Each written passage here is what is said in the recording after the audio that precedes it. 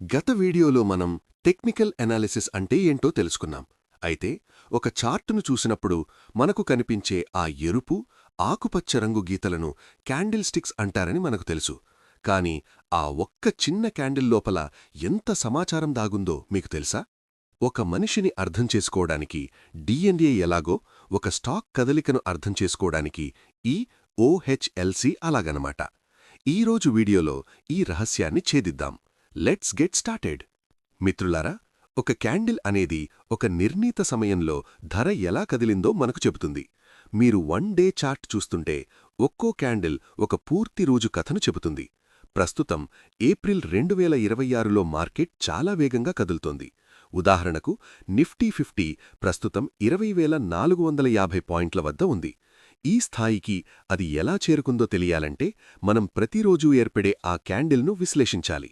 అందులో ఉండే 4 ముఖ్యమైన పిల్లర్లే ఈ ఓహెచ్ఎల్సి.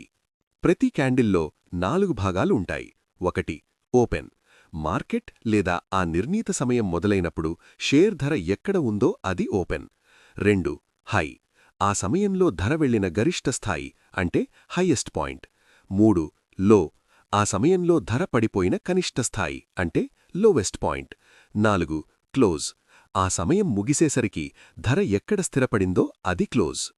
ఈ 4ంటినీ కలిపి చూస్తేనే మనకు ఆ స్టాక్లో బయ్యర్స్ బలంగా ఉన్నారా లేక సెల్లర్స్ బలంగా ఉన్నారా అనేది అర్థమవుతుంది.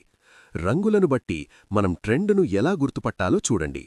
బులిష్ క్యాండిల్ అంటే ఆకుపచ్చ క్యాండిల్. ధర పెరిగినప్పుడు ఇది ఏర్పడుతుంది. ఇక్కడ క్లోజ్ అనేది ఓపెన్ కంటే పైన ఉంటుంది. అంటే ప్రారంభ ధర కంటే ముగింపు ధర ఎక్కువన్నమాట. బేరిష్ క్యాండిల్ అంటే ఎరుపు క్యాండిల్. ధర తగ్గినప్పుడు ఇది ఏర్పడుతుంది. ఇక్కడ క్లోజ్ అనేది ఓపెన్ కంటే కింద ఉంటుంది. మొన్నటి బడ్జెట్ 2026 సమయంలో వాలటాలిటీ వల్ల మనం చార్ట్ మీద చాలా పొడవైన విక్స్ లేదా షాడోస్ గమనించాం. అంటే ధర పైకి కిందకు చాలా వేగంగా కదిలింది అని అర్థం.